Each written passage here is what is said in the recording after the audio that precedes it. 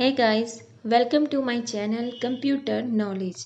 आज की वीडियो में आज आपको पता चलेगा कि कंप्यूटर जनरेशन होता क्या है, यानी कि कंप्यूटर का क्या इतिहास है, इस जनरेशन की कौन कौन सी पीढ़ियां हैं, आपको आज की वीडियो में समझ आ जाएगा। आज की वीडियो से आप जान पाएंगे कि कंप्यूटर टेक्नोलॉजी का विकास कैसे हुआ। ठीक है, तो आइए शुरू करते हैं। पर उससे पहले आपको बता दूं कि मेरे चैनल का नाम है कंप्यूटर नॉलेज और आप इसको सब्सक्राइब कर दें अगर आपको वीडियो पसंद आती है तो। ठीक है, तो आप जानकर हैरान होंगे कि जिस आधुनिक कंप्यूटर को आज आप देखते हैं, जो आपके पास घर में होता है, तो वो पहले कभी एक कैलकुलेटिंग डिवाइस हुआ करता था। कहने का तात्पर्य है कि कंप्यूटर का जन्म मनोरंजन या ईमेल भेजने के लिए नहीं, बल्कि संख्या संकट को दूर करने के लिए किया करते थे, यानी गणना करने के लिए। इसीलिए इसे संगणक भी कहा जाता है। ठीक है, जैसा कि हम सभी जानते हैं कि प्रारंभ में क्या होता है, शुरुआत में जो कंप्यूटर थे उनका आकार बहुत बड़ा हुआ करता था, यानी एक कमरे के बराबर हुआ करता था, और उनके जो कार्य करने की स्पीड थी वो भी बहुत कम थी। परंतु जो प्रेजेंट टाइम के कंप्यूटर हैं उनकी तुलना में यह यकीन कर पाना मुश्किल होता है कि शुरुआत में इस तरह के कंप्यूटर होते थे। पर यह सच है, इस तरह के कंप्यूटर प्राचीन समय में पाए जाते हैं। ठीक है, कंप्यूटर टेक्नोलॉजी में हुए इन बदलावों को आप 5 कंप्यूटर जनरेशन के माध्यम से समझ जाएंगे। इन पीढ़ियों के माध्यम से आप कंप्यूटर को पूरे इतिहास को, कंप्यूटर की पांचों पीढ़ियों के माध्यम से आप बहुत अच्छी तरह से समझ जाएंगे कि हर जनरेशन में कंप्यूटर किस तरह डेवलप हुआ, उनका क्या नाम रखा गया, और कैसे कैसे उनमें क्या क्या विशेषताएं थी, क्या क्या उनके एडवांटेज थे, डिसएडवांटेज थे, वो आपको आज समझ आएगा। वीडियो थोड़ा लेंथी हो सकता है पर आपके लिए बहुत ही इंफॉर्मेटिव है। ठीक है, इसका जो यह बताने के प्रयास करता है कि समय समय में कंप्यूटर की संरचना और उसके कार्य करने का तरीका एवं उसके आकार में परिवर्तन आया। ठीक है, कंप्यूटर जनरेशन को हम इसलिए समझ रहे हैं क्योंकि हम शुरुआत से जानना चाहते हैं कि पहले कंप्यूटर क्या था, अब क्या है, और आगे आने वाले सालों में इसमें कितने अपडेट आ सकते हैं, क्या क्या हमें मिल सकता है। तो इस चीज़ के लिए हम जानते हैं। समय के साथ कंप्यूटर टेक्नोलॉजी में आए इन बदलावों को हम कंप्यूटर जनरेशन के रूप में देखते हैं। प्रत्येक जनरेशन हमें यह बताती है कि उस समय में कंप्यूटर टेक्नोलॉजी में क्या विकास हुआ, उसका संचालन का तरीका कैसे बदला, कैसे उसके आकार, उसकी कीमत और उसके स्पीड में क्या परिवर्तन आए। तो वो सारी चीज़ें हम यहाँ पे आज समझने वाले हैं। बात करते हैं फर्स्ट कंप्यूटर जनरेशन की, जो है 1946 से 1956 तक। ठीक है, फर्स्ट जनरेशन के कंप्यूटर का जो समय है कितना है, 1946 से 1956, यानी 10 ईयर्स का समय था फर्स्ट जनरेशन का। यह वे कंप्यूटर थे जिनमें वैक्यूम ट्यूब का इस्तेमाल होता था। ठीक है, जब आपसे क्वेश्चन में पूछा भी जाता है कि फर्स्ट जनरेशन कंप्यूटर का कोई एग्जाम्पल दो, तो आप आंसर करोगे वैक्यूम ट्यूब। ठीक है, अब उनके क्या क्या नाम होते थे। एनिक, जिसे कंप्यूटर जनरेशन का प्रथम यानी फर्स्ट कंप्यूटर माना जाता है। ठीक है, जो फर्स्ट जनरेशन में उन्होंने कंप्यूटर लॉन्च किया था उसको उन्होंने एनिक नाम दिया था, जिसका विकास कब हुआ, 1946 में। किसने किया था, जेपी एकॉट एवं जेडब्ल्यू मोसले के द्वारा किया गया था। ठीक है, आगे समझते हैं। इस जनरेशन के कंप्यूटर का आकार आज की तुलना में बहुत बड़ा होता था। ठीक है, बहुत ज़्यादा बड़ा, मतलब हम कह सकते हैं कि एक कमरे के बराबर अगर वह कंप्यूटर है, आपको इमेज में अभी पता चलेगा कि वो किस तरीके के होते थे, वो मैं आपको दिखाऊंगी। पर इससे पहले समझ लीजिए कि इनका उपयोग करने हेतु एक बड़े कमरे की आवश्यकता होती थी। इनको ठंडा करने के लिए भी बड़े बड़े पंखों का इस्तेमाल किया जाता था उस समय, क्योंकि ये बहुत ज़्यादा हीट करते थे, बहुत जल्दी ये हीट हो जाते थे। ठीक है, ये बहुत खर्चीले थे क्योंकि इनके रख रखाव में काफ़ी पैसा यूज़ करना करना पड़ता था, ठीक है। क्योंकि अब जितना बड़ा आप कोई काम करने जाते हो तो उसके लिए हमें उतनी ज़्यादा रकम की ज़रूरत होती है। उसी तरीके से कंप्यूटर का भी यही सेम हाल था। अब इस कंप्यूटर का विकास उस स्तर पर नहीं हुआ, यह सभी भाषाओं को नहीं यूज़ कर पाता था। इनकी क्रिया करने की जो स्पीड थी वो भी बहुत स्लो थी, ठीक है। अगर हम सामान्य शब्दों में कहें तो इस कंप्यूटर का विकास या फिर इस कंप्यूटर का प्रयोग सभी के द्वारा किया जाना बिल्कुल ही नामुमकिन था, ठीक है। कोई भी इसको उपयोग में नहीं कर सकता था, क्योंकि एक कमरे के बराबर है। तो समझ लीजिए उस कमरे में जो बंदा जाएगा, जो इसको यूज़ करेगा, तो उसके लिए वह कितना डिफ़िकल्ट होने वाला था। वो कोई नॉलेजेबल बंदा ही जा सकता है उनको यूज़ करने के लिए। इन कंप्यूटरों का उपयोग सिर्फ डेटा को स्टोर करने के लिए और आवश्यकता पड़ने पर उन्हें देखने के लिए होता था। एग्जाम्पल के तौर पे ये सारे हैं एनिक, एडसेक, यूनिवेक एंड IBM 701, ठीक है। ये फर्स्ट जनरेशन कंप्यूटर के कुछ एग्जाम्पल थे जो उन्होंने 10 ईयर्स के मिड में उन्होंने किए थे, जो डेवलप किए थे। अब इनकी हम क्या कैरेक्टरिस्टिक्स भी जान लेते हैं कि फर्स्ट जनरेशन के कंप्यूटर की क्या क्या विशेषताएं होती हैं। मुख्य इलेक्ट्रॉनिक घटक के रूप में वैक्यूम ट्यूब का क्या किया गया, उपयोग किया गया, ठीक है। जो फर्स्ट जनरेशन के कंप्यूटर उन्होंने डेवलप किए थे तो उसमें ये विशेषताएं थी। चुंबकीय ड्रम और चुंबकीय टेप को मुख्य मेमोरी के रूप में उपयोग किया गया, ठीक है। वैक्यूम ट्यूब का, चुंबकीय टेप का। बिजली की खपत बहुत अधिक करते थे, जिससे अधिक गर्मी उत्पन्न होती थी। जितनी ज़्यादा लाइट यूज़ करोगे उतना ही गर्म होता है, ये भी आपको भी पता है। तो आकार में बहुत बड़े थे। अक्सर क्या होता था कि पूरे कमरे को घेर लेते थे, और स्पीड इनकी कम होने की वजह से ये बहुत कम यूज़ होते थे। इनपुट आउटपुट डिवाइस के लिए इन्हें पंच कार्ड का यूज़ करना पड़ता था, और पेपर टेप का भी उपयोग ये किया करते थे। आगे जो समझते हैं, प्रोग्रामिंग भाषा के रूप में मशीनी भाषा उपयोग होती थी। जैसे कोई प्रोग्राम लॉन्च करना होता है तो क्या करते थे, वो जो कंप्यूटर की मशीनी लैंग्वेज होती थी उसका यूज़ होता था। ये इंसान की भाषा नहीं समझते हैं, ये मशीन की भाषा समझते हैं। अब इस इमेज में देखिए आप कितना बड़ा कंप्यूटर है, देख खुद ही समझ सकते हैं। ये फर्स्ट जनरेशन का कंप्यूटर है जो एक रूम में, पूरे रूम में देखो, पूरे दीवार में, पूरे जगह पे उन्होंने क्या किया है, सेट किया हुआ है। ये फर्स्ट जनरेशन था 1946 से 1956 तक। अब बात करते हैं सेकंड जनरेशन। सेकंड जनरेशन में क्या हुआ, अब थोड़ा बहुत इसमें क्या आ गया, सुधार आ गया, ठीक है। जब कोई चीज़ हम लॉन्च करते हैं उसमें कोई डिफ़िकल्टीज़ होती हैं, तो उसको चलाने के बाद हम उनको यूज़ करते हैं तो उसके बाद डिफ़िकल्टीज आती हैं, उन्हें अपडेट करने के बाद हम जो नया यूज़ करते हैं उसको हम क्या करते हैं, सेकंड जनरेशन का नाम दे देते हैं। वही अब क्या होता है, इसमें क्या किया गया, इन्होंने फर्स्ट जनरेशन के कंप्यूटर में वैक्यूम ट्यूब इस्तेमाल होता था, तो सेकंड जनरेशन में इन्होंने ट्रांजिस्टर यूज़ करना स्टार्ट कर दिया। जो सेकंड जनरेशन था कब से कब तक था, वो था 1946 से 1956। अब ये है 1956 से 64, ठीक है। 64 तक इसको इन्होंने क्या किया, यूज़ किया, और इस कंप्यूटर का विकास किया श्रे विलियम शोकले, ठीक है, और उनकी टीम ने, जो अमेरिका के ही मूल निवासी थे। उन्होंने इस सेकंड जनरेशन को डेवलप किया।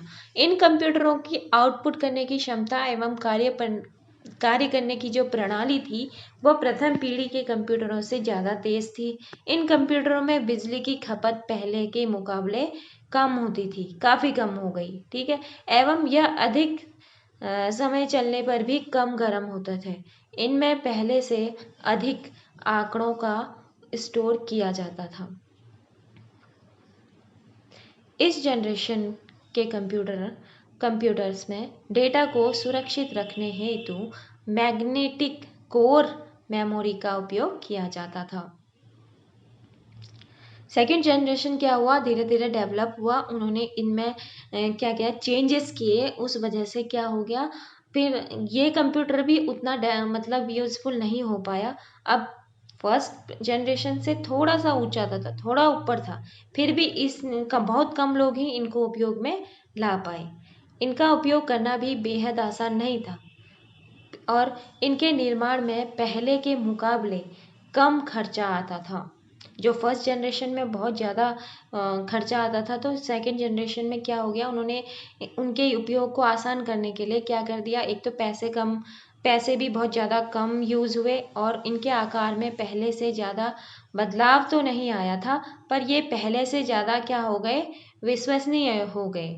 इनके मतलब जो पहले क्या थे, इनके आकार में कोई परिवर्तन नहीं आया, ये सेम उसी कमरे के बराबर ही रहे, पर क्या हो गया, थोड़ा सा स्पीड इनकी बढ़ गई, तो इस वजह से इनको थोड़ा सा यूजफुल किया गया। और मशीनी भाषा के स्थान पर उच्च स्तरीय यानी कोबोल, स्नोबोल, फोर्टॉन और एल्गोल ये वाली लैंग्वेज यूज होने लगी। उदाहरण के लिए यूनिवेक, IBM, CDC, हॉनीवेल, मतलब इस तरीके से इन्होंने जो सेकेंड जनरेशन के कंप्यूटर थे उनको नया नाम दिया। और कुछ जब सेकेंड जनरेशन का अगर आपको एग्जाम्पल पूछा जाए तो आंसर कर देना ट्रांजिस्टर। ओके, सेकेंड जनरेशन के कंप्यूटर की जो अब कैरेक्टरिस्टिक्स हैं वो समझ लेते हैं। मुख्य इलेक्ट्रॉनिक घटक के रूप में किसका उपयोग हुआ, ट्रांजिस्टर का।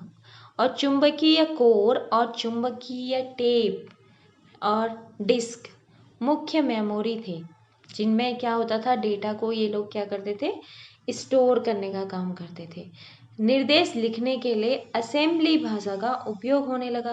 पहले मशीनी भाषा यूज होती थी, अब इन्होंने क्या किए, लैंग्वेज को असेंबल करके यूज करने लगे।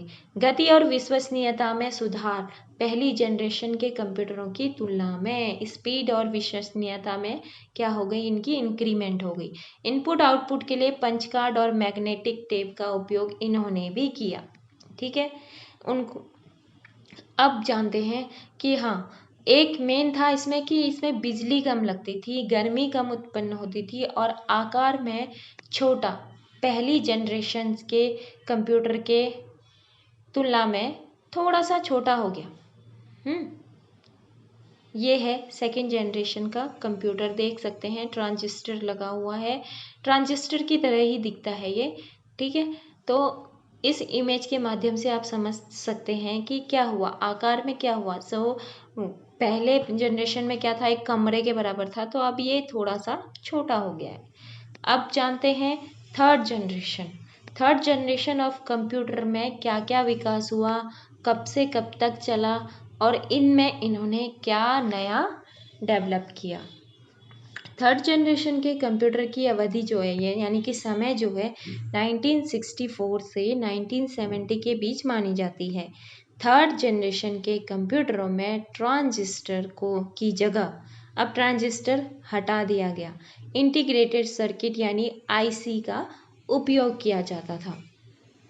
अब ये थोड़ा सा और हाई लेवल का हो गया, जिसका विकास जैक किल्बी ने 1958 में किया था। इस जनरेशन के कंप्यूटर्स का आकार पहले की तुलना में और भी छोटा होता गया। ठीक है, कहाँ एक ट्रांजिस्टर और कहाँ एक छोटी सी चिप। चिप तो आप सभी ने देखी ही होगी, IC चिप बोलते हैं उसको। इनके कार्य करने की क्षमता, डेटा को स्टोर करने की क्षमता और लोगों तक इसकी पहुंच पहले से मुकाबले और ज़्यादा मात्रा में थी। और जो सेकंड जनरेशन के कंप्यूटर थे उनमें जो टेक्निकल चेंजेस हुए थे उन्हें ही हम थर्ड जनरेशन के कंप्यूटरों का स्थान देते हैं। यानी सेकंड जनरेशन में जो कुछ उन्होंने चेंजेस किए थे वो थर्ड जनरेशन में आ गए। ठीक है, इस जनरेशन के कंप्यूटर्स को आसानी से एक जगह से दूसरी जगह पहुंचाया गया, यानी कि हम इसको कहते हैं कि पोर्टेबल थे। ये क्या थे, ये पोर्टेबल थे थर्ड जनरेशन के कंप्यूटर, क्योंकि इनका आकार और इनका जो वेट था वो बहुत ज़्यादा हल्का था और यह बहुत विश्वसनीय थे, क्योंकि आउटपुट देने की क्षमता, जो इनको रिजल्ट देने की जो क्षमता थी वो बहुत ही हाई लेवल की थी। इस जनरेशन के कंप्यूटर के संचालन हेतु ऑपरेटिंग सिस्टम यानी ऑपरेटिंग सिस्टम सभी को पता है कि ऑपरेटिंग सिस्टम का प्रयोग किया जाता था, जिस कारण इसके अन्य कार्य स्वचालित होने लगे। ठीक है, ऑपरेटिंग सिस्टम का क्या यूज़ होता है, कैसे होता है, इसके लिए भी एक छोटी सी वीडियो डली है, पर इससे और ज़्यादा बेहतर वीडियो मैं आपके लिए लेकर आऊँगी और थोड़ा डिटेल में हम इसको समझेंगे। तो ऑपरेटिंग सिस्टम की बात हम बाद में करेंगे। हम जानते हैं अभी थर्ड जनरेशन के कंप्यूटर की मुख्य विशेषताएं क्या हैं, यानी थर्ड जनरेशन के कंप्यूटर्स की कैरेक्टरिस्टिक्स समझते हैं। एकीकृत सर्किट यानी आईसी, इंटीग्रेटेड सर्किट इसका फुल फॉर्म है। इसका उपयोग क्या एक इलेक्ट्रॉनिक घटक के रूप में होने लगा था। बड़ा चुंबकीय कोर और चुंबकीय टेप डिस्क मुख्य रूप से मेमोरी थी। ठीक है। गति और विश्वसनीय में सुधार। पहले दो पीढ़ियों की तुलना में क्या हुआ, इनकी स्पीड और इनकी विश्वसनीयता में काफ़ी सुधार हो गया। तीसरी पीढ़ी के जो कंप्यूटरों की थी, इनके रख रखाव की लागत भी कम, यानी इनकी जो जनरेशन के कंप्यूटर थे थर्ड जनरेशन में, इनमें क्या हुआ, धन का व्यय बहुत कम हुआ।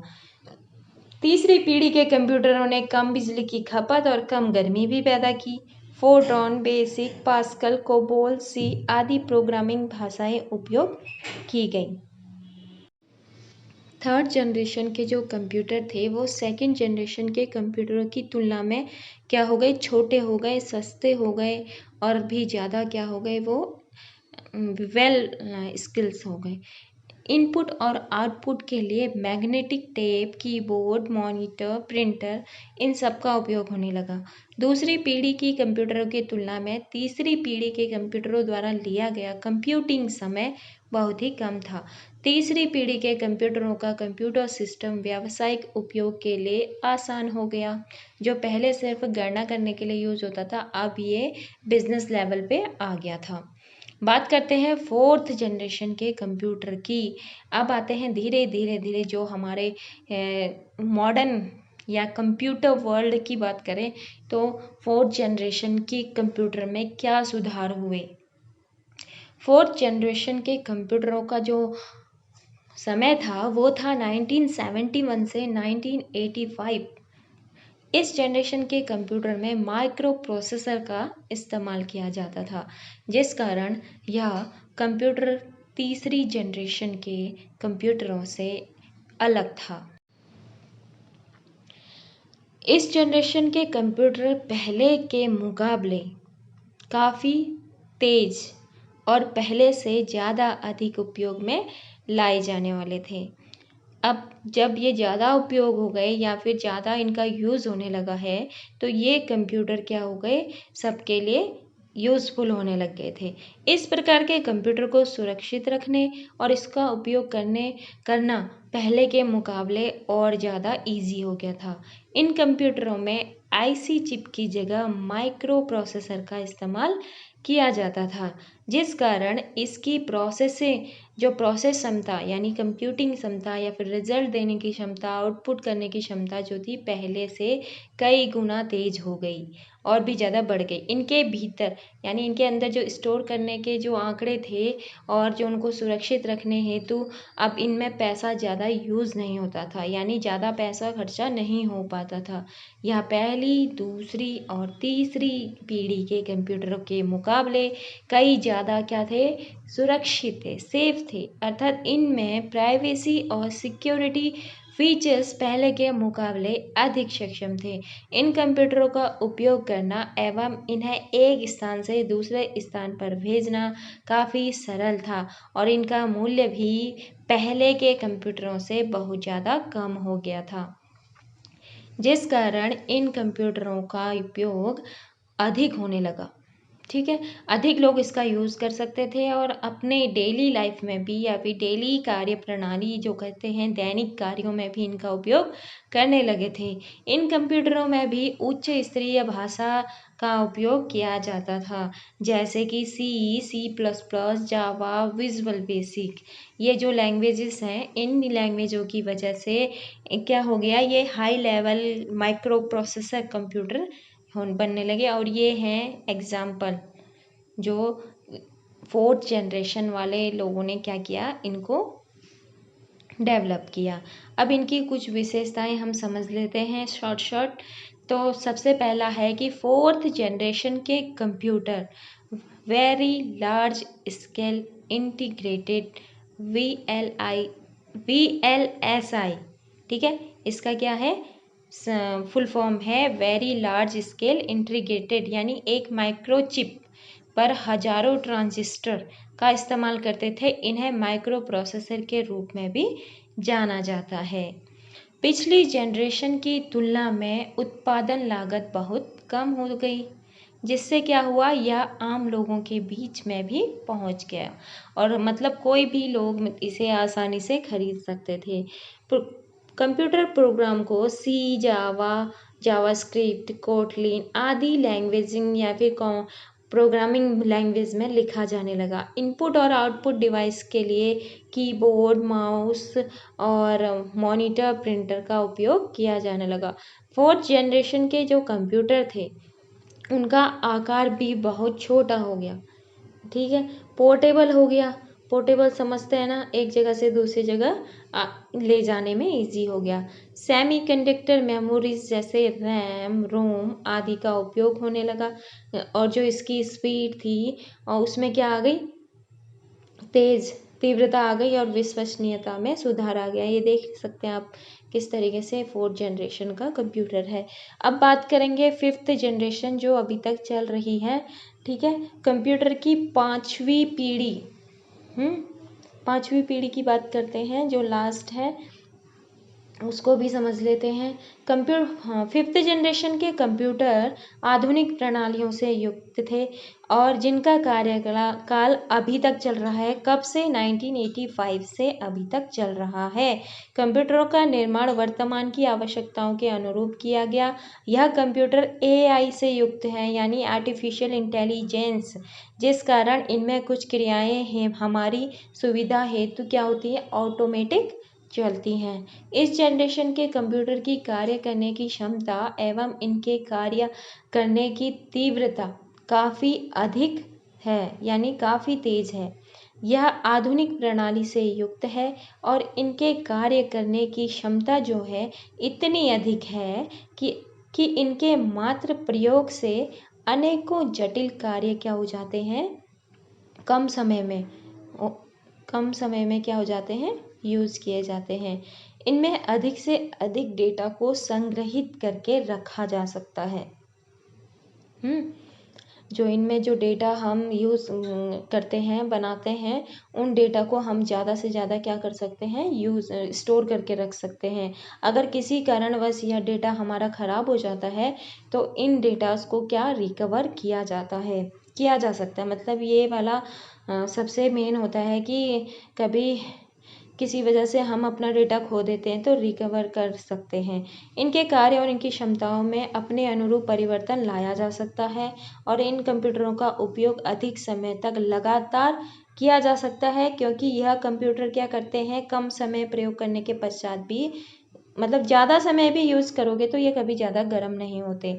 इस जनरेशन के कंप्यूटरों में उच्च स्तरीय भाषा का प्रयोग किया जाने लगा, जैसे C++, जावा, पैथॉन आदि, ठीक है। इसके अलावा विजुअल बेसिक और जावास्क्रिप्ट। इस जनरेशन के कंप्यूटरों का उपयोग प्रत्येक क्षेत्र में किया जाता है। उपयोग मैंने अच्छे से आपको पिछली वीडियो में समझा दिया है कि कहाँ कहाँ पे होता है, फिर भी शॉर्ट में समझ लीजिए कि एजुकेशन, बिजनेस, हमारा इंडस्ट्रीज़ और हमारे डेली रूटीन, और डेस्कटॉप, लैपटॉप, स्मार्टफोन और आपका टैबलेट, ये सारे इस जनरेशन के क्या हैं, एग्जाम्पल हैं। अब इनकी कुछ विशेषताएं भी समझ लेते हैं, ठीक है। तो इनकी जो मेन विशेषताएं हैं वो है, फिफ्थ जनरेशन के computer ultra large scale integration, ULSI, ultra large तकनीक पर क्या थे, आधारित थे। ये कंप्यूटर जनरेशन कम बिजली की खपत लेते हैं और कम गर्मी पैदा करते हैं, क्योंकि इनका जो आंसर करने की जो स्किल है वो बहुत ज़्यादा तेज़ है। जैसे ही इनपुट हम कोई डेटा करते हैं तो ये तुरंत ही हमें आउटपुट दे देता है। तो इसमें टाइम तो बहुत कम लगता है और इसकी जो लैंग्वेज होती है वो हर कोई समझने में क्या होता है, सक्षम होता है। 5th जनरेशन के कंप्यूटर की हाई स्पीड होती है और इनकी जो मेमोरी क्षमता होती है वो भी बहुत ज़्यादा होती है। सटीकता और विश्वसनीयता में उल्लेखनीय सुधार 4थी जनरेशन के कंप्यूटर से ही आ गई थी, पर 4th जनरेशन के कंप्यूटर की तुलना में इस जनरेशन के कंप्यूटर हाई लेवल के माने जाते हैं। इस जनरेशन के कंप्यूटर के साथ काम करना बहुत तेज़ था और एक साथ हम कई काम एक साथ कर सकते थे, इसीलिए इसे मल्टीटास्किंग भी कहा जाता है। पिछली कंप्यूटर पीढ़ियों को केवल हार्डवेयर के आधार पर ही बांटा जा रहा था, लेकिन इस 5वीं जनरेशन